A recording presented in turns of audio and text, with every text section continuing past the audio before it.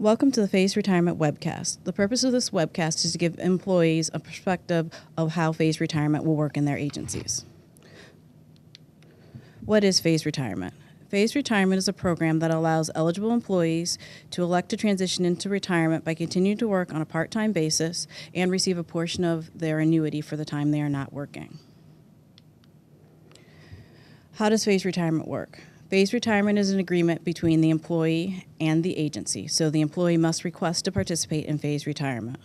Once the agency approves participation, the employee will work a part-time schedule, 50%, so they'll receive half of their pay, and they will receive a partial annuity that will be equal to about half of what they would have received if they'd entered retirement immediately.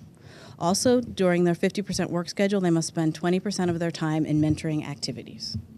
Who is eligible to participate in phased retirement?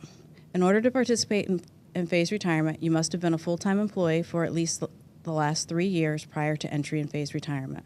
You must also be eligible for an immediate retirement under certain specific provisions. Under CSRS, you must be at least age 55 with 30 years of service, or at least age 60 with at least 20 years of service. Under FERS, you must meet the minimum retirement age with at least 30 years of service, or be at least age 60 with at least 20 years of service. What employees are excluded from phased retirement? Certain employees covered by mandatory retirement provisions are not eligible to participate in phased retirement. These include law enforcement officers, firefighters, air traffic controllers, nuclear materials couriers, Capitol Police, Supreme Court police, and some Customs and Border Protection officers that are also subject to mandatory retirement provisions. Some Customs and Border Protection officers who were employed before July 6, 2008 and are exempt from mandatory separation are not excluded and can participate in phased retirement.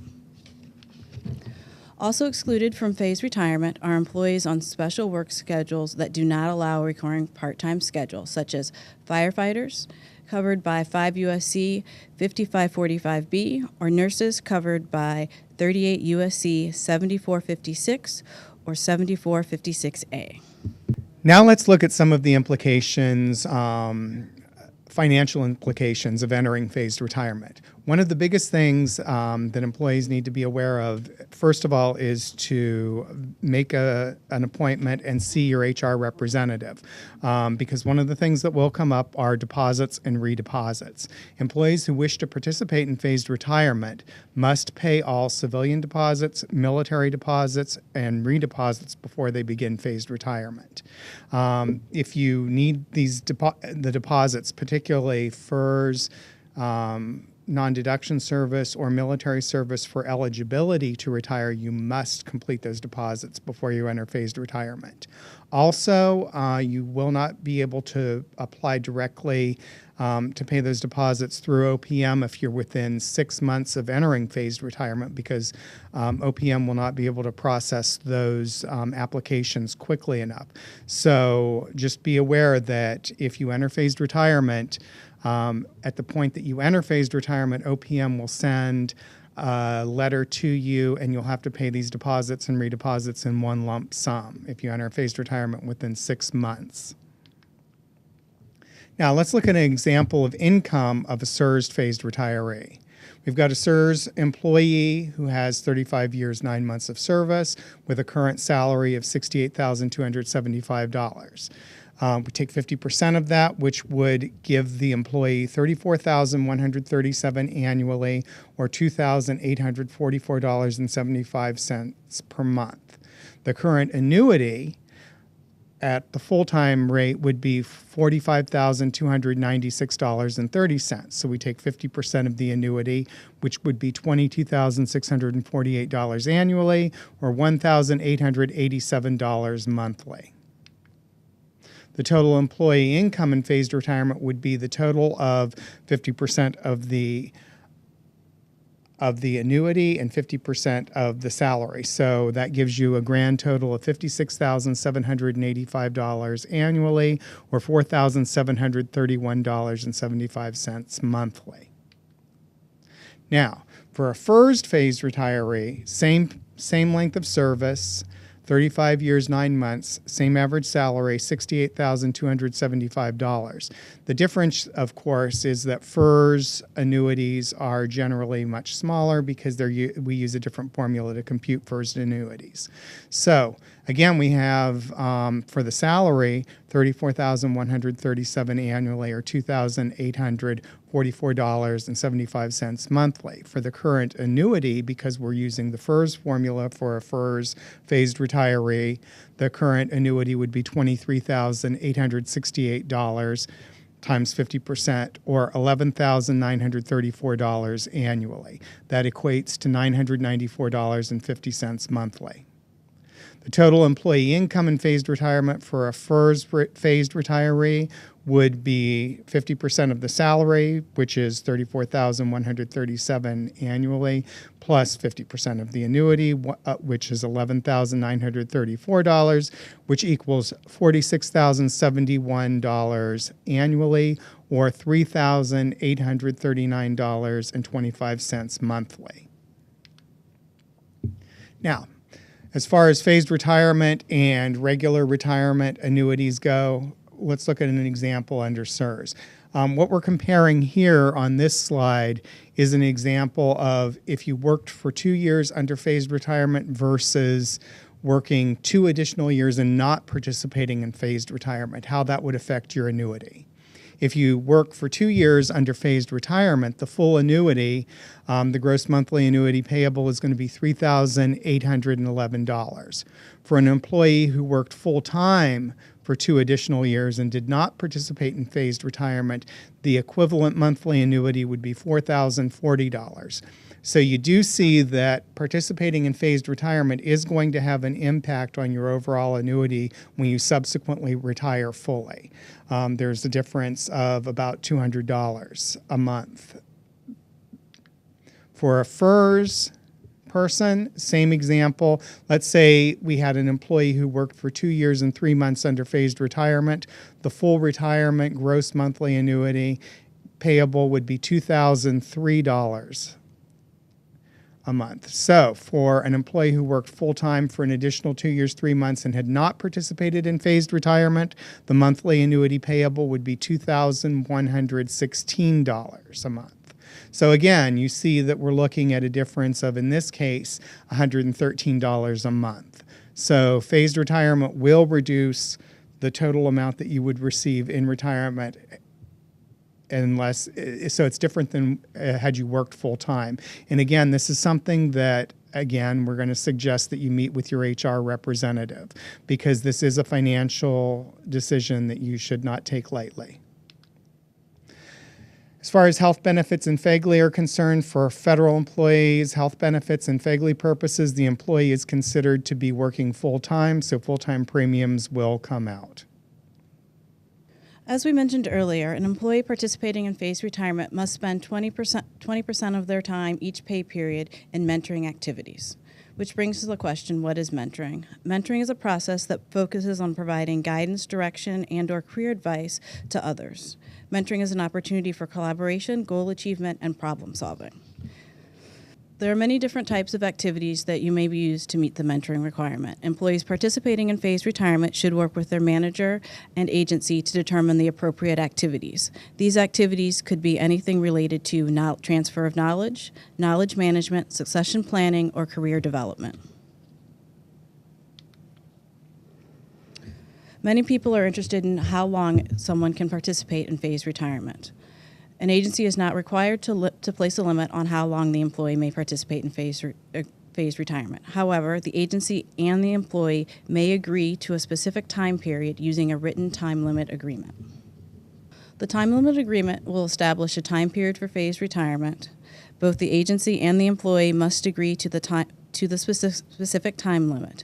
Additionally, an employee who signs a time limit agreement still may go into full retirement at any time. They may also, with the agreement of their agency, return to a full-time schedule and leave phased retirement. Can I file an appeal or grievance? When discussing appeals or grievance for phased retirement, we'll look at 2 areas: the denial of an application for phased retirement or disapproval of a request to return to regular employment. First, let's talk about denial of an application for phased retirement. Participation in phased retirement is not an employee entitlement and only occurs at the agreement of the agency. Therefore, the agency's denial of your application to participate in phased retirement is not an appealable adverse action under 5 U.S.C. Chapter 75. However, depending on the agency's administrative grievance procedures, an employee may be able to use those procedures to grieve the disapproval of an application to participate in phased retirement. Next, let's talk about disapproval of a request to return to regular employment. An employee cannot appeal an agency's decision to disapprove the employee's request to return to regular employment. Depending on the agency's administrative grievance procedure, a disapproval of the phased retiree's request to return to regular employment status may be grievable. Further, for bargaining unit employees, the agency's collective bargaining agreement may also provide a method for challenging certain management decisions. Do I have the same procedural rights as before entering phased retirement? A phased retiree is considered a part-time employee. Thus, any adverse actions based on performance or conduct problems would provide a phased retiree with the same procedural rights as were applicable before the employee entered phased retirement. The exception is that certain rights provided as a result of the employee's bargaining unit status could change if the bargaining unit does not cover part-time employees. What is a phased retiree's work schedule? A phased retiree is a part-time employee with a fixed number of hours each pay period. The officially established work schedule must have a working percentage equal to 50% of full-time, i.e. 40 hours per biweekly pay period. This could be 20 hours per week or a different number of hours in each week of the pay period. A phased retiree may be assigned hours of work in excess of the established work schedule only in rare and exceptional circumstances. Exceptional circumstances must meet all of the following conditions. 1. Work is necessary to respond to an emergency posing a significant, immediate, and direct threat to life or property. 2. The agency determines that no other qualified employee is available to perform the required work. 3.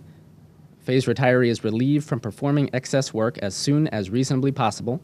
And 4, when an emergency situation can be anticipated in advance, the agency makes advance plans to minimize any necessary excess work by the phased retiree. If permitted by the employing agency, a phased retiree may participate in an alternative work schedule program on the same basis as any other part-time employee. How does phased retirement impact pay? A phased retiree's pay rate is determined under the rules of the pay system covering the employee. A general schedule employee, for example, is paid based on the applicable GS grade and step. Phased retirees ordinarily will work only the hours of their established work schedule and will thus not be performing overtime work. However, if they do perform overtime work under exceptional circumstances, they will be entitled to overtime pay or compensatory time off in lieu of overtime pay under the normally applicable Title V or FLSA overtime pay rules. For purposes of within-grade increased waiting periods, full-time and part-time days of service are treated the same. How does phased retirement impact leave? Since a phased retiree is not separating from federal service, he or she does not receive a lump sum payment for annual leave upon transition to phased retirement. Rather, the lump sum payment will be provided upon full retirement. A phased retiree maintains his or her annual and sick leave balances for use during phased retirement. Leave accrual for part-time employees is based on hours in a pay status. All phased retirees will have more than 15 years of federal service, so they will be in the highest annual leave earning category, which is 8 hours per pay period for a full-time employee. Since phased retirees will be working a 50% schedule, they will earn 4 hours of annual leave per pay period instead of 8 hours. Likewise, instead of earning 4 hours of sick leave per pay period like a full-time employee, a phased retiree will earn 2 hours of sick leave per pay period. A phased retiree will have the same annual leave ceiling during phased retirement as during regular employment. Employees stationed in the U.S. may carry over 240 hours from one leave year to the next. Employees stationed overseas may carry over 360 hours. SES and SLST employees may carry over 720 hours. How does phased retirement end? An employee participating in phased retirement can end a period of phased retirement in 2 ways. The first is by entering regular retirement at a time of their choosing, or the second is to return to regular employment with the agency's approval. If you want to participate in phased retirement, the first thing to do is to talk to your manager. Then talk to your human resource office, who should be able to provide you with information on your eligibility for phased retirement and provide you with a personalized retirement annuity estimate. Retirement of any type is a major life decision, and you should understand all of your retirement options as well as the impact working part-time will have on your future retirement annuity when you fully retire if you choose phased retirement. You should ask for estimates showing what you would receive if you retired now, if you continue working full-time, and if you choose phased retirement. Once you've considered your options and have your agency's approval, the next step is to fill out the phased retirement election form for approval by your agency. Once your agency approves the form, it will then be submitted to OPM for processing. Thank you for watching this webcast on phased retirement.